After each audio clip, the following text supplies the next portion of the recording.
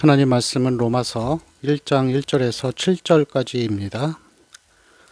예수 그리스도의 종 바울은 사도로 부르심을 받아 하나님의 복음을 위하여 택정함을 입었으니 이 복음은 하나님이 선지자들을 통하여 그의 아들에 관하여 성경에 미리 약속하신 것이라. 그의 아들에 관하여 말하면 육신으로는 다윗의 혈통에서 나셨고 성결의 영으로는 죽은 자들 가운데서 부활하사 능력으로 하나님의 아들로 선포되셨으니 곧 우리 주 예수 그리스도시니라. 그로 말미암아 우리가 은혜와 사도의 직분을 받아 그의 이름을 위하여 모든 이방인 중에서 믿어 순종하게 하나니 너희도 그들 중에서 예수 그리스도의 것으로 부르심을 받은 자니라. 로마에서 하나님의 사랑하심을 받고 성도로 부르심을 받은 모든 자에게 하나님 우리 아버지와 주 예수 그리스도로부터 은혜와 평강이 있기를 원하노라. 아멘. 사도 바울의 이 서신서들의 내용을 보다가 보면은 모든 서신서에 계속해서 등장하는 하나의 접속사가 있습니다. 그게 뭐냐면은 그러므로라는 표현이죠. 그러므로라고 하는 것은 앞의 내용과 뒤의 내용을 연결시켜 주죠. 그리고 같은 내용을 연결시켜 주되 앞의 내용을 좀 더 세밀하게 설명하는 것이 뒤에 펼쳐지고 이것을 연결시켜주는 단어가 그러므로라는 접속사라고 할 수가 있습니다. 이 사도 바울의 이 서신서, 특별히 오늘 우리가 읽은 로마서 1장 1절에서 7절의 말씀을 보면은 이러한 이 두 부분이 나눠지는 것을 그러므로라는 표현은 없지만 나눠지는 것을 우리가 명확하게 볼 수가 있습니다.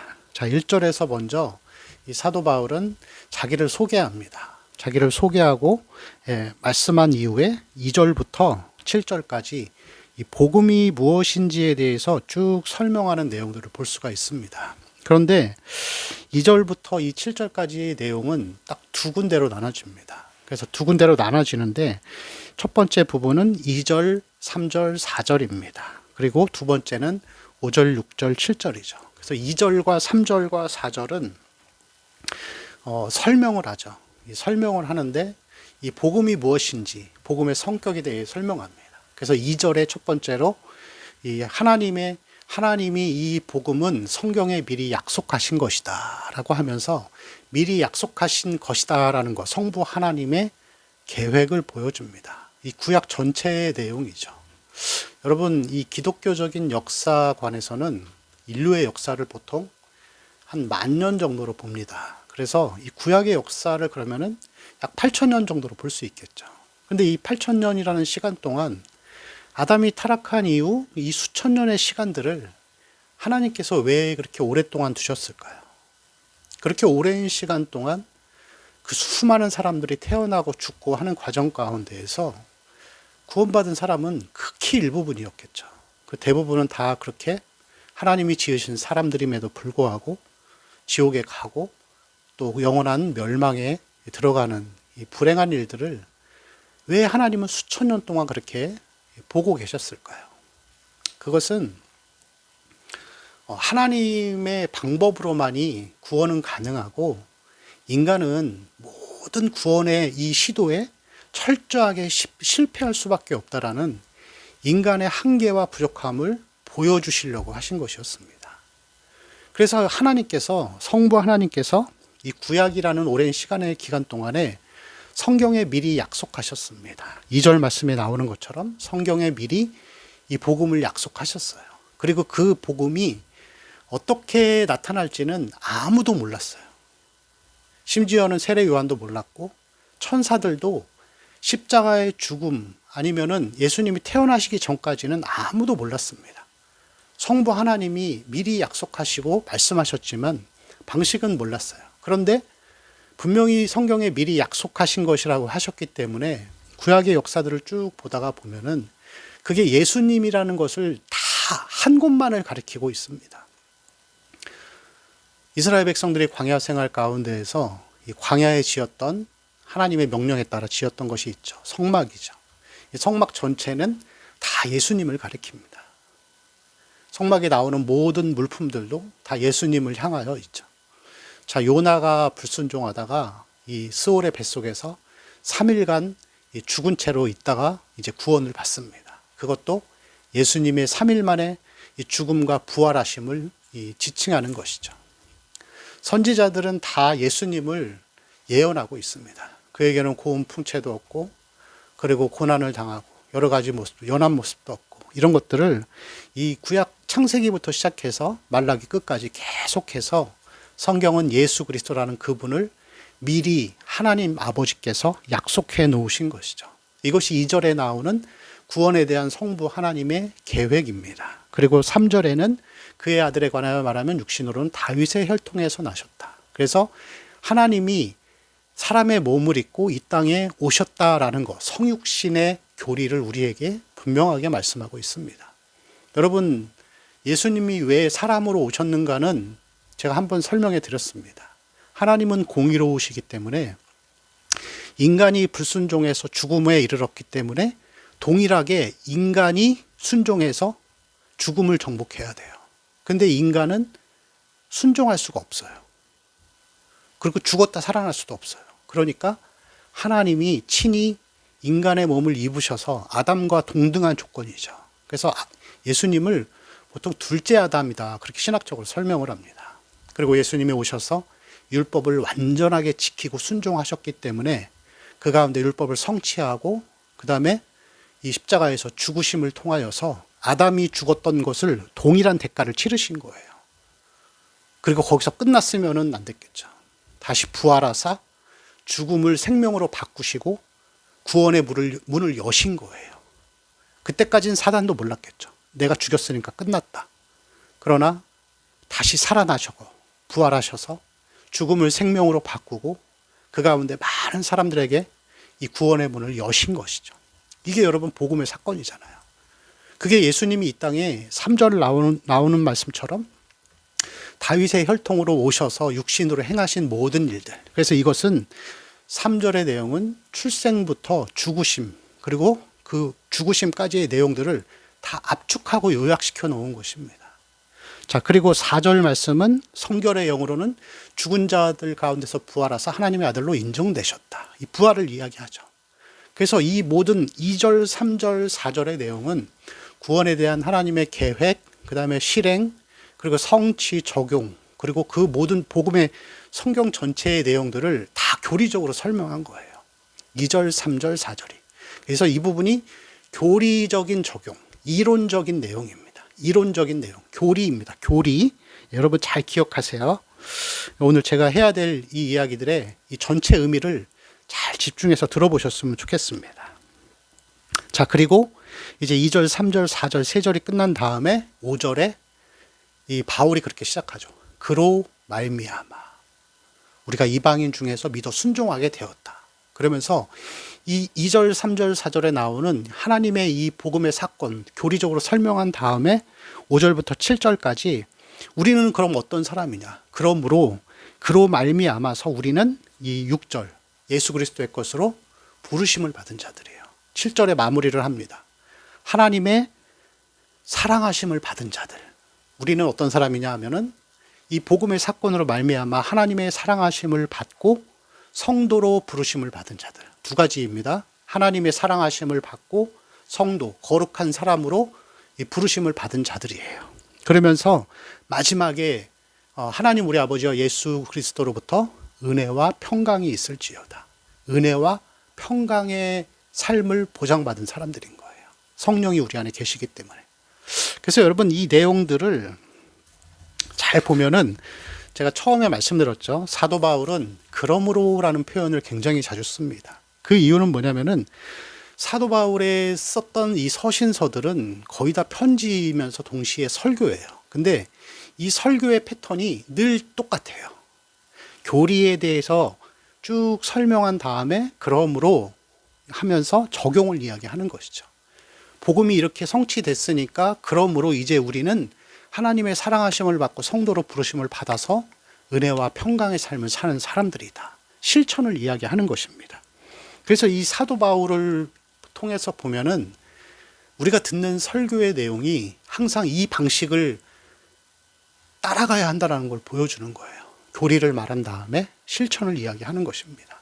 이것을 헬라어로 캐리그마, 교리는 캐리그마, 그리고 적용은 디다케라고 표현하죠. 그래서 우리의 모든 이 듣는 말씀의 가장 본질적이고 모범적인 방식은 캐리그마 안에 디다케를 담는 거예요. 그래서 교리 안에 우리의 삶의 실천과 적용을 담는 것입니다.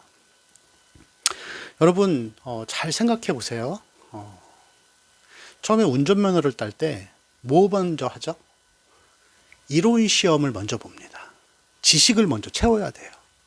파란불일 땐 가야 하고 빨간불일 땐 서야 하고 좌회전일 때는 뭐 좌회전 신호가 어떻게 생겼는지를 봐야 되고 그 외에도 여러 가지 많이 있습니다. 교통법규 기본적으로 사람이 운전을 하는 데 있어서 해야 될 아주 기본적인 생명과 직결되어 있기 때문에 해야 되는 것들이 다양하게 있잖아요.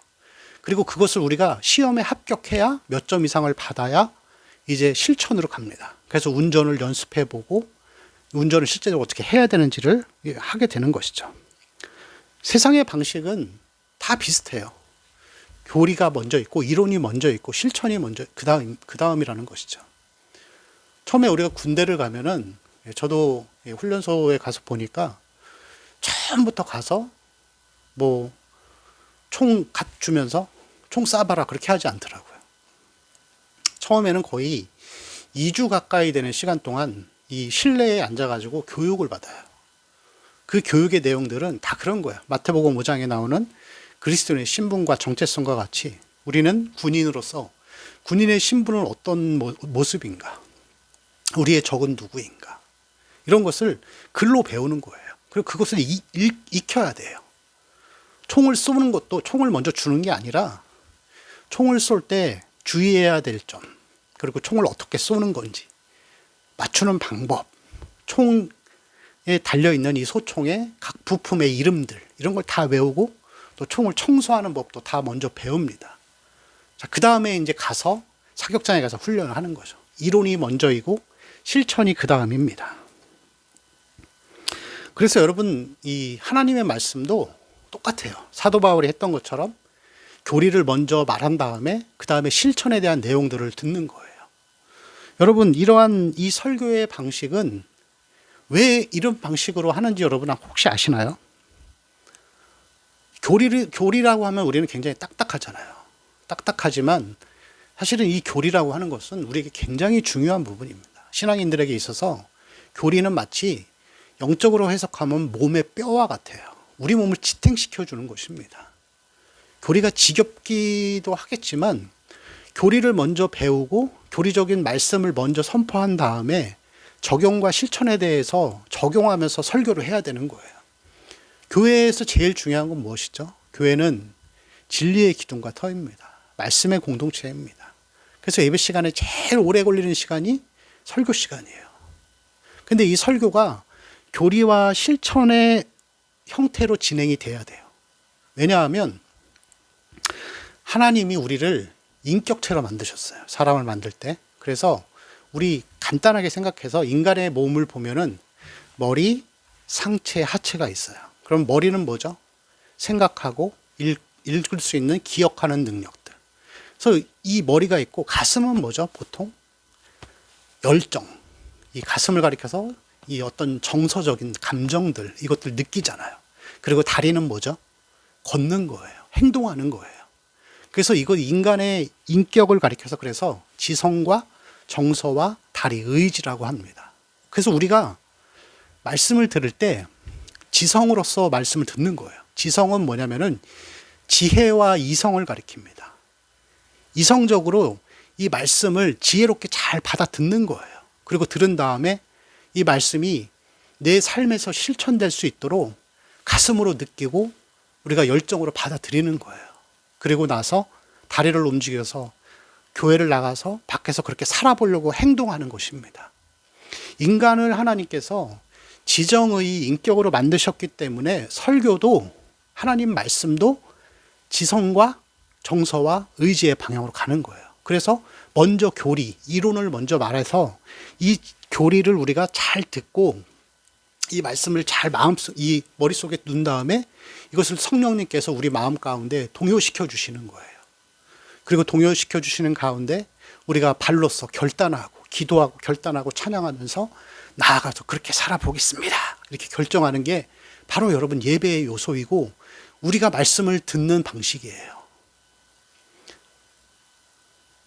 잘 이해가 되시죠? 여러분, 그런데 조금 불편한 얘기를 해야 될 것 같아요. 분명히 하나님께서는 우리에게 거룩하게 살라고 하셨어요. 그리고 우리는 잘 거룩하게 못 살아요. 심지어 신학교 다닐 때 같이 공부하던 형님들이 그런 얘기를 교수님께 물어보더라고요.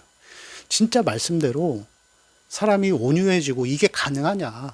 이 성품이 변화된다는 게 가능하냐라고 물어보더라고요. 근데 분명히 여러분, 성경은 우리가 그렇게 된다라고 얘기했거든요. 그리고 하나님의 말씀을 가리켜 성경은, 하나님의 말씀은 예리한 검과 같다 그랬어요. 그래서 얼마나 예리한지 사람의 심령과 관절과 골수를 찔러 쪼개기까지 한다 그랬어요. 성경은 그렇게 말하고 있고 변화도 가능하다고 다 얘기하는데 왜 우리는 그게 안 될까요? 간단한 이유입니다. 여러분이 캐리그마와 디다케, 교리와 실천으로 이어지는 인격적인 설교를 안 들어봤기 때문에 그런 거예요. 들어봤어도 몇 번 안 들어본 거죠.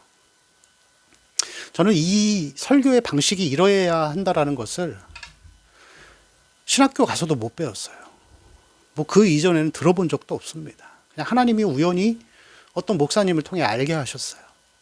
그래서 진짜 이 말씀이 교리와 실천으로 이어질 때 나타나는 이 성령의 거룩한 역사를 통해서 우리의 성품에 대한 도전 욕구가 생기고 거룩에 대한 욕구가 생기는 것을 저는 그때 경험했었습니다. 그래서 여러분, 설교를 어떤 설교로 듣느냐가 굉장히 중요합니다. 이게 균형 잡힌 설교예요. 교리를 말하고 제가 아까 설명해 드렸던 것들이 있죠. 하나님의 계획과 예수 그리스도의 이 성육신과 성령의 역사하신 부활, 이것을 설명한 다음에 그 다음 받게 되는 내용들, 이것을 여러분 늘 그렇게 우리가 이 올바른 설교를 듣다가 보면은 설교에는 설교 자체의 임무가 있어요. 사람들로 하여금 사고하게 합니다. 생각하게 하는 것이죠. 말씀을 들었는데 이 말씀이 하나도 기억이 안 난다. 예화밖에 생각이 안 난다. 그럼 여러분, 이 설교는 바람직하지 않습니다. 이 오늘날을 가르쳐 특별히 교회가 굉장히 성경의 피상성의 시대라고 얘기를 하는 거예요. 수박 겉핥기 하듯이. 설교의 임무가 자기가 말씀이 생각나게 하는 건데 생각은 하나도 안 나고 그냥 듣다가 오는 거죠. 여러분, 특별히 성경에서는 이 교리와 실천 그리고 행동으로 이어지는 이러한 설교를 굉장히 균형 잡힌 설교로 평가합니다. 그런데 여러분, 우리의 삶에서 보면은 이 균형 잡힌 영적인 건강함이 많이 상실되어 있어요. 저는 그런 설교를 거의 30살 잘 때까지 들어본 적이 없었어요. 맨날 설교하면 그 어릴 적부터 듣던 설교는 성공담, 복받았다는 이 현 세대의 복에 대한 이야기들, 간증의 얘기들, 병 고침 받았고 암이 나았다, 뭐 그런 이야기들. 사람들은 그런 거에 또 환호하죠. 나도 그렇게 될 수 있다. 어떤 그런 희망을 품게 해주는 것들, 위로의 설교들, 기복신앙적인 그런 말씀들.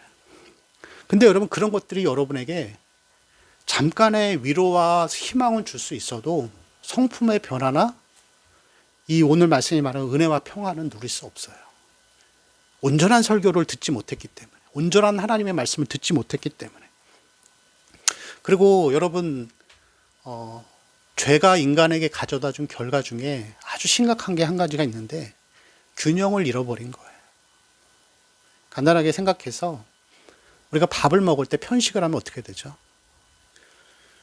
당장은 몰라도 몸이 점점 쇠약해져 갈 거예요. 면역력도 약해지고.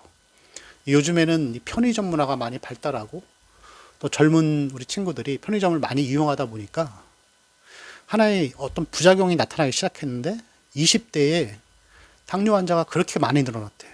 왜 그렇죠? 편의점 음식이 좀 달잖아요. 그리고 그거에 익숙해져 있다 보니까. 당분이 필요합니다. 우리 몸에 필요한데 너무 많이 섭취하는 거예요.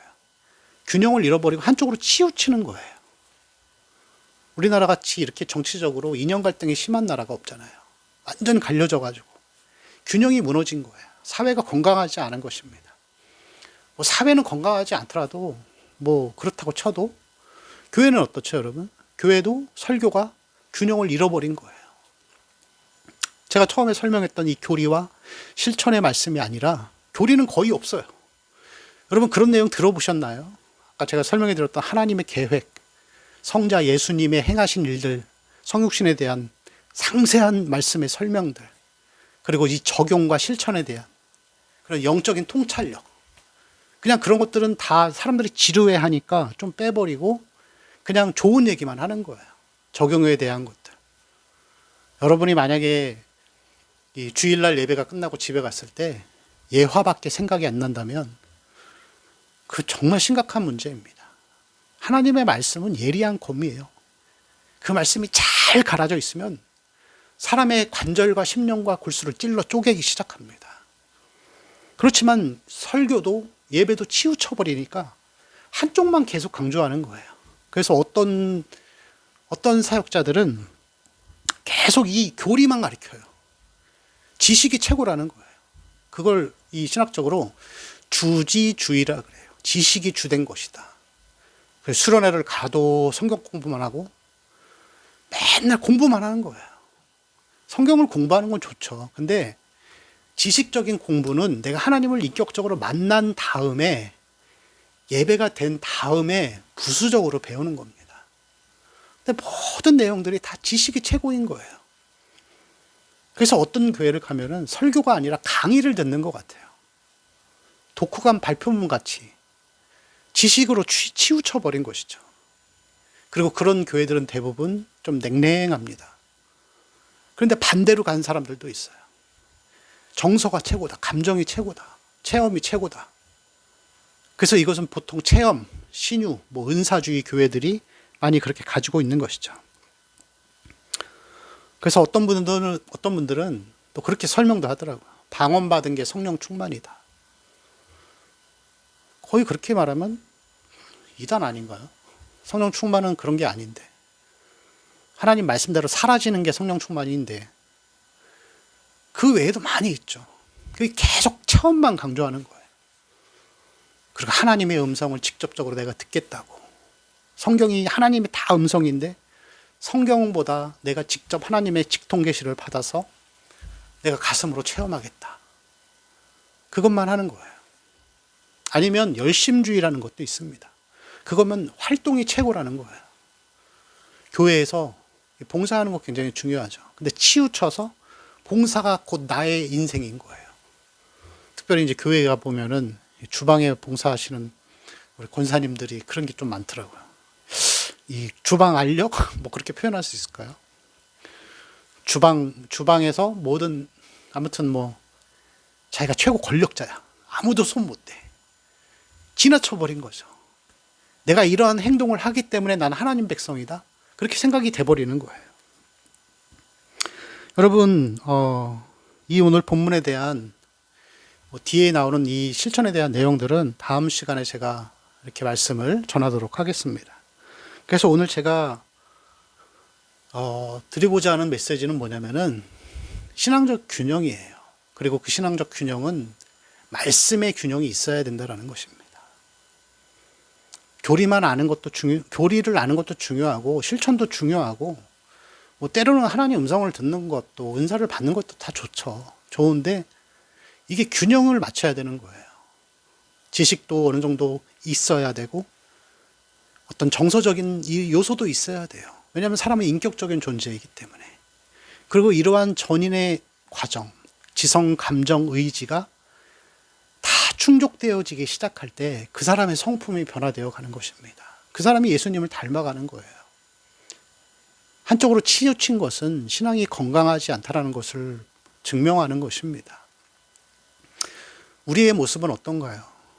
우리가 하나님의 말씀을 들을 때 그 듣는 말씀은 어떤가요? 우리가 그것을 잘 생각해 봤으면 좋겠습니다. 교리 안에 실천을 담아야 합니다. 그리고 그것이 행동으로 이어질 때 지성과 정서, 의지가 그렇게 이루어진 인간의 인격적인 존재가 움직이기 시작하는 것이죠. 우리의 삶이 그렇게 참된 말씀을 듣고 또 그 말씀을 들음으로 우리가 영적인 은혜 가운데 앞을 향해 가는 삶이 되기를 축원합니다. 기도하겠습니다. 주님, 우리의 모든 삶 가운데에서 이 사도 바울이 행했던 방식과 같이 교리와 실천, 이 전인적인 말씀과 그 말씀 가운데 우리의 마음이 찔림을 받아서 예리한 검과 같이 말씀이 우리의 인격을 찔러 쪼개는 귀한 은혜들을 경험하게 하여 주옵소서. 주님, 우리에게 은혜를 허락하여 주옵시고 하나님의 말씀을 들을 수 있는 복된 길을 허락하여 주시옵소서. 감사하며 우리 주 예수님의 이름으로 기도합니다.